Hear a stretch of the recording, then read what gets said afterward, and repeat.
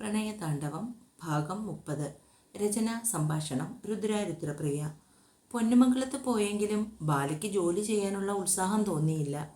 കാരണം അമ്മയുടെ സങ്കടം കണ്ടപ്പോൾ ആ മാല പണയം വയ്ക്കാൻ തോന്നുന്നില്ല. വേറെ പൊന്നെന്ന് പറയാൻ ആകെയുള്ളത് കാതിൽ കിടക്കുന്ന മുട്ട് കമ്മലാണ്. ഒടുവിൽ എന്തായാലും കമ്മൽ പണയം വയ്ക്കാമെന്ന് തീരുമാനിച്ചു. അവളുടെ താങ്ങിത്തൂങ്ങിയുള്ള നിൽപ്പും ഭാവവുമൊക്കെ കണ്ടപ്പോൾ മംഗലത്തമ്മ അടുത്തേക്ക് വന്നു. എന്താ മോളെ, വയ്യേ നിനക്ക്? ആകെ ഉഷാറില്ലാത്തതുപോലെയാണല്ലോ. ഒന്നുമില്ലമ്മേ, എനിക്കൊന്ന് അത്യാവശ്യമായി ടൗൺ വരെ പോകണം. ഞാനൊന്ന് പോയിട്ട് വരട്ടെ. അതിനെന്താ, ഒരു കാര്യം ചെയ്യ്, ആദ്യം പോകുമ്പോൾ അവൻ്റെ ഒപ്പം പൊയ്ക്കോ. അത് വേണ്ടമ്മേ, ഞാൻ ബസ്സിന് പൊയ്ക്കോളാം. അതെന്താ, എൻ്റെ കൂടെ ടൗൺ വരെ വരാൻ നിനക്ക് ബുദ്ധിമുട്ടുണ്ടോ? അവരുടെ സംസാരം കേട്ടുകൊണ്ട് വന്ന ആദ്യ ദേഷ്യപ്പെട്ടു. ഇല്ല. എന്നാൽ വേഗം വാ, ഞാനിപ്പോൾ ഇറങ്ങും. ബാല ആകെ ധർമ്മസങ്കടത്തിലായി. ആദ്യ സാർ എങ്ങാനും പണയം വെക്കുന്ന കാര്യം അറിഞ്ഞാൽ പിന്നെ കഴിഞ്ഞു. ഇനി കൂടെ പോയില്ലെങ്കിൽ അതു മതി. എന്തായാലും രണ്ടും കൽപ്പിച്ചുകൊണ്ട് ബാല ആദിയോടൊപ്പം പുറപ്പെട്ടു. കാറിലിരിക്കുമ്പോൾ ആദിക്ക് മനസ്സിലായി ബാല ഒട്ടും തന്നെ ഓക്കെ അല്ലെന്ന്. അവളെ അലട്ടുന്ന എന്തോ പ്രശ്നമുണ്ടെന്ന്. പക്ഷെ അവൾ എന്തായാലും തുറന്നു പറയില്ലെന്ന് മനസ്സിലായതുകൊണ്ട് തന്നെ കൂടുതൽ ചോദിക്കാൻ നിന്നില്ല. ടൗണെത്തി അല്പം കഴിഞ്ഞപ്പോൾ ബാല ഇറങ്ങി. ആദി യാത്രയും പറഞ്ഞ് അവിടെ നിന്ന് പോയി. ആദിയുടെ കാർ കണ്ണിൽ നിന്നും മറഞ്ഞപ്പോൾ അവൾ തൊട്ടടുത്തുള്ള ഫൈനാൻസിലേക്ക് കയറി. റിസപ്ഷനിലിരിക്കുന്ന പെൺകുട്ടി അവളെ നോക്കി പുഞ്ചിരിച്ചു. ഒരു കസ്റ്റമറെ കിട്ടിയ സന്തോഷത്തിൽ. അവിടെ നിന്നുകൊണ്ട് തന്നെ ബാല കമ്മൽ ഊരി ആ പെൺകുട്ടിയെ ഏൽപ്പിച്ചു. എന്നാൽ കുറച്ചപ്പുറത്ത് മാറി നിന്ന ആദി ബാല ഫൈനാൻസിൻ്റെ ഉള്ളിലേക്ക് കയറി പോകുന്നതും അവിടെ നിന്ന് ഇറങ്ങുന്നതും കൃത്യമായി കണ്ടു. ദേഷ്യം കൊണ്ട് അവൻ്റെ മുഖം വലിഞ്ഞു മുറുകി. റോഡ് ക്രോസ് ചെയ്തപ്പോൾ അപ്പുറത്തേക്ക് പോകാനായി തുടങ്ങുമ്പോൾ മുന്നിൽ ഇരപ്പിച്ച് വന്ന് നിന്നു ആദിയുടെ കാർ. ഡോറ് തുറന്ന് പുറത്തേക്ക് ഇറങ്ങുന്നവനെ കൂടി കണ്ടപ്പോൾ ബാലയുടെ ദേഹം വിറച്ചു തുടങ്ങി. കാരണം ആ മുഖം കണ്ടാൽ അറിയാം അങ്ങേയറ്റം ദേഷ്യത്തിലാണെന്ന്. മുന്നിൽ വന്നു നിന്ന് അവളുടെ മുഖം ആകെ കണ്ണോടിച്ചു. എന്തായാലും കഴുത്തിൽ മാലയുണ്ട്. അപ്പോൾ പിന്നെ നോട്ടം കാതിലേക്കായി. ഒഴിഞ്ഞു കിടക്കുന്ന കാതും കയ്യിൽ പിടിച്ചിരിക്കുന്ന പേഴ്സുമൊക്കെ കണ്ടപ്പോൾ കാര്യങ്ങൾ ആദിക്ക് ഏകദേശം മനസ്സിലായി. പിന്നെ ഒന്നും ആലോചിച്ചില്ല. ചോദിക്കാനും പറയാനും ഒന്നും നിൽക്കാതെ നേരെ ഫൈനാൻസിൻ്റെ ഉള്ളിലേക്ക് കയറി. ആദിക്ക് പിന്നാലെ ചെല്ലാതിരിക്കാൻ ബാലയ്ക്ക് കഴിഞ്ഞില്ല. അല്പം മുമ്പ് അവിടെ നിന്ന് ഇറങ്ങിപ്പോയ പെൺകുട്ടിയും കൂടെ ഒരാളെയും കൂടി കണ്ടപ്പോൾ ഫൈനാൻസിലിരിക്കുന്ന പെൺകുട്ടി രണ്ടുപേരെയും മാറി മാറി നോക്കി. ആദ്യ ബാലയുടെ മുഖത്തേക്കൊന്ന് നോക്കുമ്പോൾ തന്നെ പേഴ്സ് തുറന്ന് അവൾ റെസിപ്റ്റ് എടുത്ത് അവൻ്റെ കയ്യിൽ വെച്ച് കൊടുത്തു. ഒന്നും മിണ്ടാതെ അത് വാങ്ങി ആ പെൺകുട്ടിയുടെ നേരെ നീട്ടിപ്പിടിച്ചു ആദിത്യൻ. സാർ, ഈ ഗോൾഡ് റിലീസ് എടുക്കാനാണോ? എമൗണ്ടും അതിൻ്റെ ഇൻട്രസ്റ്റും കൂടി പറഞ്ഞാൽ മതി.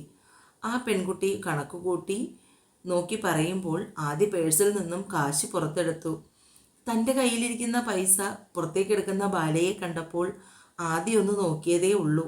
എടുത്ത പാടെ തന്നെ അവൾ ആ പൈസ പേഴ്സിനുള്ളിലേക്ക് തിരികെ വെച്ചു. ആദ്യ പൈസ കൊടുത്തപ്പോൾ തന്നെ ആ പെൺകുട്ടി ഗോൾഡും സൈൻ ചെയ്യുവാനുള്ള പേപ്പറും ബാലയ്ക്ക് നേരെ നീട്ടി. അവൾ വേഗം ആ കമ്മൽ കയ്യിൽ വാങ്ങി പേപ്പർ സൈൻ ചെയ്ത് കൊടുത്തു. പേഴ്സ് തിരികെ പാൻസിനുള്ളിലേക്ക് വെച്ച് ആദ്യം ഇറങ്ങുമ്പോൾ തൊട്ട് പിന്നാലെ ആ പെൺകുട്ടിയെ നോക്കി ചിരിച്ച് ബാലയും ഇറങ്ങി. ഡോർ തുറന്നു പിടിച്ചപ്പോഴേക്കും അവൾ അതിനുള്ളിൽ കയറിയിരുന്നു. ആദ്യം പിന്നെ കാർ പറപ്പിക്കുകയായിരുന്നു. എന്തായാലും വീട്ടിലേക്കല്ലെന്ന് അവൻ്റെ ആ പോക്ക് കണ്ടപ്പോൾ തന്നെ മനസ്സിലായി. വണ്ടി വളരെ വേഗത്തിലാണ് ഓടിക്കൊണ്ടിരിക്കുന്നത്. ആദിയുടെ ദേഷ്യം മുഴുവനും സ്റ്റിയറിങ്ങിൽ തീർക്കുന്നുണ്ട്. ബാലയ്ക്ക് പേടി തോന്നി, ഇതിപ്പോൾ എവിടെയെങ്കിലും ഇടിച്ചു നിന്നാലോ എന്ന്. Sir please. കരയുന്നത് പോലെയുള്ള ബാലയുടെ ഒച്ച കേട്ടപ്പോൾ ആദ്യ കാറിൻ്റെ വേഗത കുറച്ചു. അത് അല്പം കൂടി മുന്നോട്ട് സഞ്ചരിച്ച് വലതുവശത്തേക്ക് തിരിഞ്ഞ് കാർ നിർത്തി. ആദ്യ കാറിൽ നിന്നും ഇറങ്ങുമ്പോൾ ബാല ബോർഡിലേക്ക് സൂക്ഷിച്ചു നോക്കി. അത് ആദിയുടെ കൺസ്ട്രക്ഷൻ കമ്പനിയാണെന്ന് മനസ്സിലായി. അവൻ പോകുന്നതിൻ്റെ പിന്നാലെ തന്നെ അവളും വച്ചു പിടിച്ചു. റിസപ്ഷനിലേക്ക് കയറുമ്പോൾ മീര ആരോടോ സംസാരിച്ചു കൊണ്ട് അവിടെ ഇരിപ്പുണ്ടായിരുന്നു. 3-4 സ്റ്റാഫുകളും. എല്ലാവരും നോക്കി ഗുഡ് മോർണിംഗ് പറയുന്നുണ്ടെങ്കിലും അവൻ അതൊന്നും ശ്രദ്ധിക്കാതെ കാറ്റ് പോലെ പോവുകയാണ്. തൊട്ട് പിന്നാലെ തന്നെ ബാലയും. എല്ലാവരുടെയും കണ്ണുകൾ ആദിയുടെ പിന്നാലെ പോകുന്ന ബാലയിലായിരുന്നു. അധികം മേക്കപ്പ് ഒന്നുമില്ലെങ്കിലും കാണാൻ ഐശ്വര്യമുള്ള ഒരു പെൺകുട്ടി. പക്ഷെ ഇപ്പോൾ അവളുടെ മുഖം പരിഭ്രമത്താൽ നിറഞ്ഞിട്ടുണ്ട്.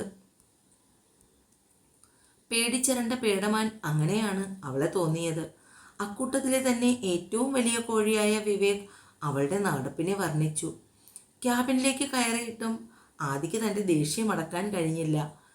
ക്യാബിൻ തുറന്ന് അകത്തേക്ക് വരുന്ന ബാലയെ കണ്ടപ്പോൾ അവൻ കണ്ണുമടച്ച് ചേറിൽ ചാരിയിരുന്നു. ബാലയ്ക്ക് പേടി തോന്നി അവൻ്റെ മുന്നിൽ ചെന്ന് നിൽക്കാൻ. കാരണം ഇത്രയും ദേഷ്യത്തിൽ ആദിയെ ഇതിനു മുമ്പ് കണ്ടിട്ടില്ല. സാർ, മുന്നിൽ ചെന്ന് നിന്നിട്ടും തന്നെ ഒന്ന് നോക്കുക പോലും ചെയ്യാതെ കണ്ണുമടച്ചിരിക്കുന്ന ആദിയുടെ മുന്നിൽ നിന്ന് ബാല വിളിച്ചു. ഒന്ന് രണ്ട് തവണ വിളിച്ചിട്ടും ആദി കണ്ണ് തുറക്കുകയോ ബാലയെ നോക്കുകയോ ചെയ്തില്ല. അവൾക്ക് കരച്ചിൽ വന്നു. എല്ലാവരോടും തൻ്റെ ഇടത്തോടു കൂടി മാത്രം സംസാരിക്കുന്ന ശ്രീബാല തന്നെ സ്നേഹിക്കുന്നവരുടെ മുന്നിൽ മാത്രമാണ് അല്പം പതുങ്ങുന്നത്. പക്ഷേ ഈ ഒരാളുടെ മുന്നിൽ മാത്രം എടുത്തടിച്ചതുപോലെ മറുപടി പറയാൻ ചില നേരം കഴിയാതെ പോകുന്നു. താൻ ചെയ്തത് തെറ്റായി പോയി. തന്നെ ഇത്രമാത്രം പരിഗണിക്കുന്ന സ്നേഹിക്കുന്ന ആ അമ്മയോടും മകനോടും ചോദിക്കണമായിരുന്നു. അവൾക്ക് വിഷമം തോന്നി. ആദിയുടെ സ്വഭാവം വെച്ച് എന്തായാലും തന്നോടൊരു വാക്ക് പോലും സംസാരിക്കാൻ താല്പര്യപ്പെടുകയില്ലായിരിക്കും. അതിൻ്റെ ഏറ്റവും വലിയ സൂചനയാണ് കണ്ണും പൂട്ടിയുള്ള ഈ ഇരിപ്പ്. പരിചയപ്പെട്ട് കുറച്ച് നാൾ കൊണ്ട് ബാല മനസ്സിലാക്കിയതാണ് അവൻ്റെ സ്വഭാവം. പക്ഷേ എത്ര നേരം ഇങ്ങനെ പരിചയമില്ലാത്ത ഒരു സ്ഥലത്ത് നിൽക്കേണ്ടി വരും? ബാല ഒന്ന് രണ്ട് ചുവട് മുന്നിലേക്ക് വെച്ച് ആദിയുടെ അടുത്തേക്ക് നിന്നു. സാർ, അവൻ്റെ കയ്യിൽ തട്ടി വിളിച്ചു. ആദി കണ്ണു വലിച്ചു തുറന്നു. അവൻ്റെ മുഖം ദേഷ്യം കൊണ്ട് വലിഞ്ഞു മുറുകിയിരുന്നു. കലങ്ങിയ കണ്ണുകളും കണ്ടപ്പോൾ ബാല പേടിച്ച് പിന്നിലേക്ക് നീങ്ങി. ശ്രീബാലയ്ക്ക് എന്താണ് വേണ്ടത്? ഞാൻ പൊയ്ക്കോട്ടെ വീട്ടിലേക്ക്? അത്രയും തന്നെ ചോദിച്ചത് വല്ലാതെ ബന്ധപ്പെട്ടാണ്. ആദ്യ ഫോൺ എടുത്ത് മീരയുടെ നമ്പർ ഡയൽ ചെയ്തു. മീര, കുറച്ച് സമയത്തേക്ക് ആരെയും ഇങ്ങോട്ട് കടത്തിവിടേണ്ട. പെട്ടെന്ന് തന്നെ ഫോൺ കട്ടാക്കി. സർ, ഞാൻ ചെയ്തത് തെറ്റാണ്. അതിനുള്ള എന്ത് ശിക്ഷ വേണമെങ്കിലും സാറിന് തരാം. പക്ഷേ എന്നോട് സംസാരിക്കാതിരിക്കരുത്. പറയുമ്പോൾ ബാലയുടെ ഒച്ച കരച്ചിലോളം എത്തി. അപ്പോൾ നീ ചെയ്തത് തെറ്റാണെന്ന് നിനക്ക് മനസ്സിലായി. അതിൻ്റെ ആവശ്യം എന്തായിരുന്നു ബാല നിനക്ക്? ഇപ്പോൾ ടൗൺ വരെ വന്ന് ഈ കമ്മൽ പണയം വെക്കേണ്ട എന്ത് ഫിനാൻഷ്യൽ പ്രോബ്ലമാണ് നിനക്കുണ്ടായത്? Answer me Sreebala. അവളുടെ മുന്നിൽ ഇരുകൈകളും മാറിൽ പിണച്ച് തലയെടുപ്പോടു കൂടി നിൽക്കുന്ന ആദിയുടെ ചോദ്യം കേട്ടപ്പോൾ ബാലയ്ക്ക് തൊണ്ട വറ്റി വരണ്ടു. മുന്നിൽ നിൽക്കുന്നവൻ്റെ ചോദ്യം ന്യായമാണ്. അവളുടെ ഭാഗത്താണ് ന്യായവും. അപ്പോൾ പിന്നെ ഇതിന് ഉത്തരം പറയേണ്ട ചുമതലയും തനിക്കുണ്ട്. ഉണ്ണിക്കുട്ടൻ്റെ സ്കൂളിൽ ടൂർ പോകാൻ നാളെ കാശ് കൊടുക്കേണ്ട അവസാന ഡേറ്റാണ്. എൻ്റെ കയ്യിൽ വേറൊന്നുമില്ല. പറയുമ്പോൾ പലപ്പോഴും അവളുടെ ഒച്ച ഇടറിപ്പോയി. കണ്ണുകൾ പെയ്തു. എങ്കിലും ആദി കാണരുതെന്ന വാശിയോടെ തുടച്ചു വിടുന്നുണ്ട്. അവളുടെ സങ്കടം കാണുമ്പോൾ ഇപ്പോൾ വിഷമം തോന്നുന്നുണ്ട്.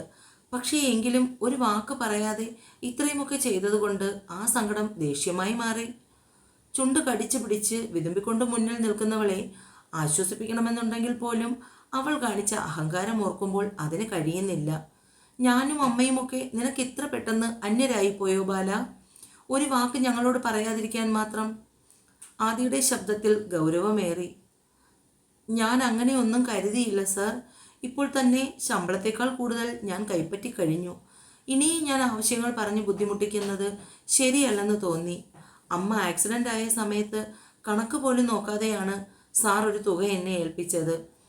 അപ്പോൾ ബാല ഇതൊക്കെ ശമ്പളത്തിൻ്റെ കണക്കിലാണ് പെടുത്തുന്നതെന്ന് ഞങ്ങൾ അറിഞ്ഞില്ല. പറയുമ്പോൾ ആദിയുടെ വാക്കുകൾ മൂർച്ചയേറി. അത് കൂർത്ത അമ്പുകളായി തന്നെ ബാലയുടെ ഉള്ളിൽ കൊണ്ടു മുറിഞ്ഞു. എന്തിനാ ബാല ഞങ്ങളുടെ മുന്നിൽ നിനക്ക് ഇത്രയും ദുരഭിമാനം? ഞങ്ങളെ നീ അന്യരായി കാണുന്നത് കൊണ്ടല്ലേ? അമ്മ ഇപ്പോൾ ഇതറിഞ്ഞാൽ എന്തുമാത്രം വിഷമിക്കുമെന്ന് നീ ഓർക്കാത്തതെന്താ?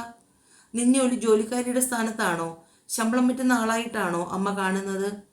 അപ്പോൾ പിന്നെ നീ ചെയ്തത് എങ്ങനെ ന്യായീകരിക്കാൻ കഴിയും? ഞങ്ങളെ ഒറ്റയടിക്ക് നീ അന്യരാക്കി കളഞ്ഞല്ലോ കുട്ടി. സർ, ഞാൻ അങ്ങനെയൊന്നും കരുതിയിട്ടില്ല. ഇനഫ് ബാല. ഇതിൽ കൂടുതൽ മനസ്സിലാക്കി തരേണ്ട ആവശ്യമുണ്ടെന്ന് തോന്നുന്നില്ല.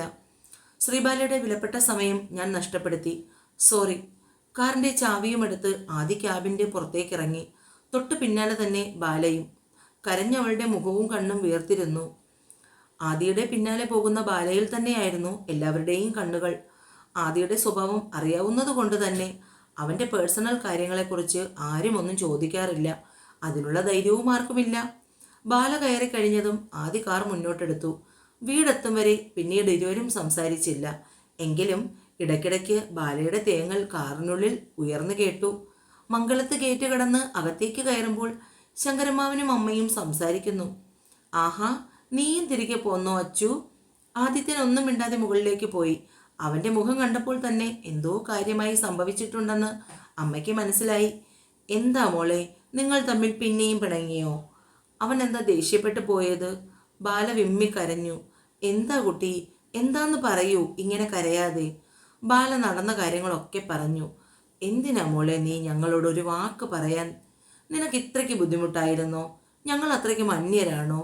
നമ്മൾ ചോദിച്ചുകൊണ്ട് മംഗളത്തമ്മ അകത്തേക്ക് പോയി. അറിയാതെ അവരുടെ കണ്ണ് നിറഞ്ഞു.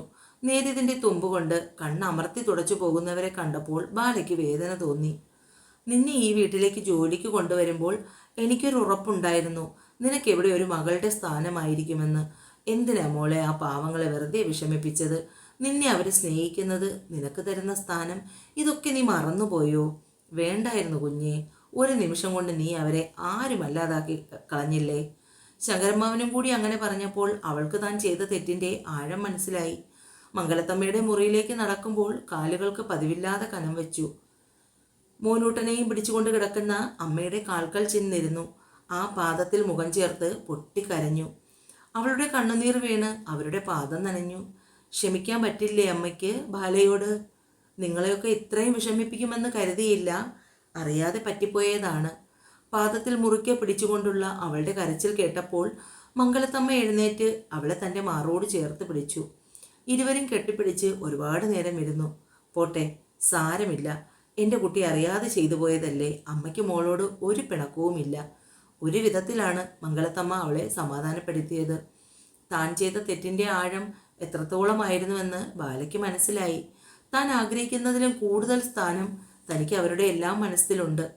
ഇനിയും കരഞ്ഞ് സങ്കടപ്പെട്ട് അസുഖം വരുത്തി വയ്ക്കാതെ മോൾ വാ, അമ്മയ്ക്ക് കുടിക്കാൻ എന്തെങ്കിലും എടുക്ക്. അവളെയും കൂട്ടി അടുക്കളയിലേക്ക് പോകുമ്പോൾ മംഗലത്തമ്മയുടെ അതുവരെ ഉണ്ടായിരുന്ന സങ്കടമൊക്കെ മാറി. ബാലയ്ക്കൊരു ചായ കുടിച്ചാൽ കൊള്ളാമെന്ന് തോന്നിയത് കൊണ്ട് തന്നെ അവൾ വേഗം പാല് പൊട്ടിച്ച് ചായ ഉണ്ടാക്കി അമ്മയ്ക്കും ശങ്കരമ്മാവനും കൊടുത്തു. അച്ചു ദേഷ്യപ്പെട്ടാണ് മുകളിലേക്ക് പോയത്. മോളൊരു കാര്യം ചെയ്യേ, ഒരു ചായ അവനും കൂടി കൊണ്ടുപോയി കൊടുക്കൂ. അത് വേണോ അമ്മേ? എന്നോട് ദേഷ്യമായിരിക്കും. അതൊന്നും സാര്യമാക്കണ്ട, ചെല്ല്. പേടിച്ചാണ് ഓരോ ചുവടും മുന്നോട്ട് വെച്ചത്. വാതിൽ തുറന്നകത്തേക്ക് കയറുമ്പോൾ കണ്ടു ഇടത് കൈ കണ്ണിന് കുറുകെ വെച്ചുകൊണ്ട് കിടക്കുന്നവനെ. മടിച്ച് റൂമിനുള്ളിൽ കയറി. കയ്യിലിരുന്ന ചായ മേശമേൽ വെച്ച് ആദിയുടെ അടുത്തേക്ക് ചെന്നു. സർ, ചായ. മുന്നിൽ നിൽക്കുന്നവളെ കൂർപ്പിച്ചു നോക്കി എഴുന്നേറ്റു. ഞാനിപ്പോൾ നിന്നോട് ചായ ചോദിച്ചോ? അവൻ്റെ ദേഷ്യം കണ്ട് ബാല പേടിച്ചു പോയി. ഒന്നും മിണ്ടാതെ നിൽക്കുന്നവളെ കണ്ടപ്പോൾ ആദിക്ക് ദേഷ്യം വന്നു. നിന്നോട് ഞാനിപ്പോൾ ചായ ചോദിച്ചോടി? ഉച്ചത്തിലുള്ള അവൻ്റെ ചോദ്യം കേട്ടപ്പോൾ ഒരു ചുവട് പിന്നിലേക്ക് വെച്ചുപോയി ബാല. കസേരയിൽ തട്ടി ബാക്കിലേക്ക് മറിഞ്ഞവളെ വീഴാതെ ആദ്യം പിടിച്ചു നിർത്തി. സോറി അച്ചുവേട്ടാ, സോറി. ഇനി ഇതുപോലെ ഉണ്ടാവില്ല. സങ്കടമുറ്റിയ വാക്കുകൾ പുറത്തേക്ക് വന്നു. കൂടെ കണ്ണും അടച്ച് കയ്യും കൂപ്പിപ്പോയി. അത്രയും നിസ്സഹായയായവളെ കണ്ടപ്പോൾ ആദിയുടെ ദേഷ്യം ഞൊടിയിടയിൽ അപ്രത്യക്ഷമായി. ആദി അറിയാതെ ചിരിച്ചുപോയി. ബാല, നീ എന്താ ഞങ്ങളെ മനസ്സിലാക്കാത്തത്? നീ ഇവിടുത്തെ ജോലിക്കാരിയാണെന്നാണോ നിന്റെ മനസ്സിൽ? എങ്കിൽ ഇനി മുതൽ ഇവിടേക്ക് വരണ്ട. ഇല്ല, തെറ്റിപ്പോയി, സോറി. കണ്ണു തുറന്ന് ആദിയെ നോക്കി. എങ്കിൽ ഇനി ഇതുപോലുള്ള കാര്യങ്ങൾ ചെയ്യുമോ? ഇല്ല. പേഴ്സിലിരുന്ന കമ്മൽ അവളുടെ കയ്യിൽ വെച്ചു കൊടുത്തു. അപ്പോൾ തന്നെ അവളത് കാതിലിട്ടു. ഇനി പറ, ഞാൻ നിന്റെ ആരാ? സാർ, ആദി സാർ. കുറച്ചു മുന്നേ അങ്ങനെയല്ലല്ലോ വിളിച്ചത്. ഞാൻ സങ്കടം വന്നപ്പോൾ അറിയാതെ വിളിച്ചു പോയതാണ്. ആദിക്ക് അവളോട് എന്തൊക്കെയോ ചോദിക്കാനും പറയാനും തോന്നി. ഇനി എന്താവശ്യമുണ്ടെങ്കിലും എന്നോടോ അമ്മയോടോ പറയണം. അല്ലാതെ ഇന്നത്തെ പോലെയുള്ള സാഹസങ്ങൾ കാണിക്കാൻ നിൽക്കരുത്. ഇനി ചായ കുടിക്കുമോ? ചായ കുടിക്കണോ? എനിക്ക് വിശക്കുന്നു. എങ്കിൽ ഞാൻ കുടിച്ചോട്ടെ. കുടിച്ചോ. എന്നിട്ട് എനിക്ക് കഴിക്കാൻ എടുത്തു വയ്ക്ക്. അവൾ ആ കപ്പുമായി പുറത്തേക്ക് ഇറങ്ങാൻ തുടങ്ങി. ഇവിടെ നിന്ന് കുടിച്ചിട്ട് പോയാൽ മതി. ബാല ചായ കുടിക്കുന്നത് നോക്കി ആദി ഫോണുമായി നിന്നു. രണ്ടുപേരും കൂടിയാണ് താഴേക്കിറങ്ങി വന്നത്. ആദിക്കുള്ള ഊണെടുത്ത് വയ്ക്കുമ്പോൾ അവൻ അമ്മയുടെ അടുത്തേക്ക് പോയി. എന്തിനാ അച്ചു ആ പാവത്തിനെ വഴക്ക് പറഞ്ഞ്? ഒരുപാട് സങ്കടപ്പെട്ടു. അവൾക്ക് നമ്മളോട് ചോദിക്കാൻ പാടില്ലേ അമ്മേ? ബുദ്ധിമുട്ടിക്കണ്ടെന്ന് കരുതി കാണും. നമ്മൾ അവർക്ക് അന്യരാണോ അമ്മേ? അല്ല അച്ചു. ആ ചോദ്യത്തിന് ആദിത്യൻ്റെ കയ്യിൽ മറുപടി ഇല്ലായിരുന്നു. അമ്മയെ അവനൊരു നോട്ടം നോക്കി. നിനക്കിഷ്ടമല്ലേ അച്ചു അവളെ? സാർ കഴിക്കാൻ എടുത്തു വെച്ചു. ആ വരൂ അബാല. അമ്മയ്ക്കുള്ള മറുപടി അതെന്താണെങ്കിലും നിന്നിൽ നിന്ന് കേൾക്കണം എനിക്ക് അച്ചു. അതിന് മനോഹരമായൊരു പുഞ്ചിരിയായിരുന്നു ആദിത്യൻ്റെ മറുപടി. വിളമ്പി വച്ചേക്കുവാ അമ്മേ. ബാലയുടെ ഒച്ച വീണ്ടും മുഴങ്ങുമ്പോൾ അമ്മയെ നോക്കിയിട്ട് ആദി പുറത്തേക്ക് പോയി. മംഗലത്തമ്മയുടെ മനസ്സ് നിറഞ്ഞു. ആദി കഴിക്കുന്നത് നോക്കി അടുത്തിരുന്ന് വിളമ്പിക്കൊടുത്തു ബാല. നീ കഴിച്ചില്ലല്ലോ, എന്നിട്ടെന്താ വിളമ്പാത്തത്? ഞാനിപ്പോഴല്ലേ ചായ കുടിച്ചത്, അതാ. ഏത്? ആദി പ്ലേറ്റ് എടുത്ത് വിളമ്പി ബാലയുടെ മുന്നിലേക്ക് നീട്ടിവെച്ചു. വേണ്ടെന്ന് പറയാൻ കഴിഞ്ഞില്ല അവൾക്ക്. കഴിച്ചു കഴിഞ്ഞ് ആദി എഴുന്നേറ്റു. അപ്പോഴും ബാല കൊത്തിപ്പറക്കുന്നതേ ഉള്ളൂ. മുഴുവൻ കഴിച്ചിട്ട് എണീറ്റാൽ മതി. തൊഴിലുറപ്പിന് പോയെങ്കിലും ഇടയ്ക്കിടയ്ക്ക് ഫോണുമായി മാറി നിന്ന് സംസാരിക്കുന്ന ലക്ഷ്മിയെ ജയയും സുമയും ശ്രദ്ധിക്കുന്നുണ്ടായിരുന്നു. അതോടൊപ്പം പണിയെടുത്തു കൊണ്ടിരുന്ന രമണിയും മറ്റു ചിലരെ വിളിച്ച് കാണിക്കുന്നുണ്ട്. ഇവളുടെ പോക്ക് എവിടേക്കാണെന്ന് മനസ്സിലാകുന്നില്ലല്ലോ സാവിത്രി. രമണി അടുത്തു നിൽക്കുന്ന സാവിത്രിയെ നോക്കി. ഞാനും അത് തന്നെയാ ചേച്ചി ആലോചിക്കുന്നത്. സുമചേച്ചിയുടെ മൂത്ത മോള് ബാല എന്തു നല്ല സ്വഭാവമുള്ള കൊച്ചാണ്. ഇതിനാ തന്ത്യാൻ്റെ അതേ കാട്ടുമാക്കാൻ സ്വഭാവമാണ്. ഇവളുടെ പോക്ക് കണ്ടിട്ട് ഉടനെ നമുക്ക് എന്തെങ്കിലുമൊക്കെ കേൾക്കാമെന്ന് തോന്നുന്നു. സാവിത്രി രമണിയെ നോക്കുമ്പോൾ സുമയും ജയയും ലക്ഷ്മിയെയാണ് നോക്കുന്നത്. സുമചേച്ചി വിചാരിച്ചിട്ട് എന്ത് ചെയ്യാനാ? ഇതൊക്കെ തലതിരിഞ്ഞ് നടക്കാൻ തുടങ്ങിയാൽ വീട്ടുകാർക്കായിരിക്കും കുറ്റം മുഴുവൻ. ഇടയ്ക്ക് അടുത്ത വീട്ടിലെ സരള ചേച്ചി പറയുന്നത് കേട്ടു, സുമചേച്ചി ഈ പെണ്ണിനെ അടിച്ച് ചന്നം ഭിന്നമാക്കിയെന്ന്. എന്നിട്ട് അതിൻ്റെതായ എന്തെങ്കിലും കുലുക്കുമുണ്ടോ എന്ന് നോക്കവക്ക്. ഇതൊക്കെ പരുന്തുംകാലിൽ പോകാനുള്ളതാണ്. അതുകൊണ്ട് ഇത്രയൊക്കെ പ്രതീക്ഷിച്ചാൽ മതി. അവരുടെ സംസാരമൊക്കെ സുമയും ജയയും കേൾക്കുന്നുണ്ടായിരുന്നു. വല്ലാത്ത വിഷമവും നാണക്കേടും തോന്നി. സുമേ, എനിക്കൊരു സംശയം. ഇവളത് ആരെയാ ഇടയ്ക്കിടയ്ക്ക് മാറി നിന്ന് വിളിക്കുന്നത്? എനിക്കറിയില്ല ജയേ. ഇടയ്ക്ക് ബാല പറയുന്നത് കേട്ടു ഇവളെ സ്ഥിരമായി ഫോണിൽ വിളിക്കുന്ന ഏതോ പയ്യനുണ്ടെന്ന്. എന്നാൽ ഇത്രയും നേരമൊക്കെ മാറി നിന്ന് സംസാരിക്കണമെങ്കിൽ അത് നിസ്സാരമായ ബന്ധമാണെന്ന് എനിക്ക് തോന്നുന്നില്ല. എന്തായാലും നിന്റെ മോളെ ഒന്ന് സൂക്ഷിക്കുന്നത് നല്ലതാണ്. അവളെ അടിച്ചിട്ടും പിടിച്ചിട്ടും ഒന്നും കാര്യമില്ല. അയാളുടെ വാശി മുഴുവനും അതുപോലെ കിട്ടിയിരിക്കുന്നത് ഈ പെണ്ണിനാണ്. വീട്ടിലിരുത്തിയിട്ട് വന്നാൽ എന്തെങ്കിലും കുഴപ്പമുണ്ടാക്കിയാലോ എന്ന് കരുതിയാണ് കൂടെ കൂട്ടിയത്. അതിപ്പോൾ അതിനേക്കാൾ വിനയായി. സുമ തലയിൽ കൈവച്ചു. വൈകുന്നേരം വീടെത്തുമ്പോൾ സുമയ്ക്ക് എല്ലാത്തിനോടും ദേഷ്യമായിരുന്നു. അത് ചെയ്യുന്ന ജോലിയിലൊക്കെയും പ്രതിഫലിച്ചു. ആവശ്യമില്ലാതെ ഉണ്ണിക്കുട്ടനോട് പോലും ദേഷ്യപ്പെട്ടു. മഴക്കോള് കണ്ട് പുറത്തുണങ്ങാനിട്ടിരുന്ന തുണികൾ പെറുക്കി അകത്തേക്ക് വെച്ചു. അമ്മ വഴക്ക് പറയുന്നത് കേട്ടപ്പോൾ ഉണ്ണിക്കുട്ടന് സങ്കടം വന്നു. ടൂർ പോകാനുള്ള പൈസ ചോദിച്ചതുകൊണ്ടാണ് അമ്മ വഴക്ക് പറഞ്ഞതെങ്കിൽ ഉണ്ണിക്കുട്ടൻ പോകുന്നില്ല അമ്മേ. അവൻ കരഞ്ഞുകൊണ്ട് അമ്മയുടെ അടുത്തേക്ക് വന്നിരുന്നു. സുമയ്ക്കത് കേട്ടപ്പോൾ വല്ലാത്ത വിഷമം തോന്നി. ഒന്നിനും നിർബന്ധമില്ലാത്ത കുട്ടിയാണ്. കഴിക്കുന്ന ആഹാരത്തിലോ ഉടുക്കുന്ന വസ്ത്രത്തിലോ ഒന്നും അവൻ്റേതായ അഭിപ്രായം ഒന്നുമില്ല. എന്തു കൊടുത്താലും ഇടും, എന്തു കൊടുത്താലും കഴിക്കും. അങ്ങനെയുള്ള കുഞ്ഞിനെയാണ് തൻ്റെ ദേഷ്യം കാരണം വഴക്ക് പറഞ്ഞത്. അതൊന്നുമല്ല പൊന്നെ. അമ്മ പെട്ടെന്ന് സങ്കടം വന്നപ്പോൾ കുഞ്ഞിനെ വഴക്ക് പറഞ്ഞതാണ്. നെഞ്ചോട് ചേർത്ത് പിടിച്ച് നെറുകയിലൊരു ഉമ്മ കൊടുത്തപ്പോൾ അവൻ സുമയെ കെട്ടിപ്പിടിച്ച് നെഞ്ചിൽ പറ്റിച്ചേർന്നു.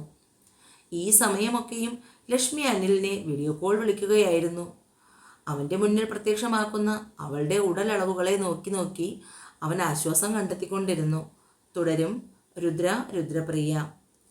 എൻ്റെ സ്റ്റോറി വായിക്കുകയും കേൾക്കുകയും ചെയ്യുന്നവർ ചാനൽ സബ്സ്ക്രൈബ് ചെയ്ത് സപ്പോർട്ട് കൂടി ചെയ്യണേ കൂട്ടുകാരെ.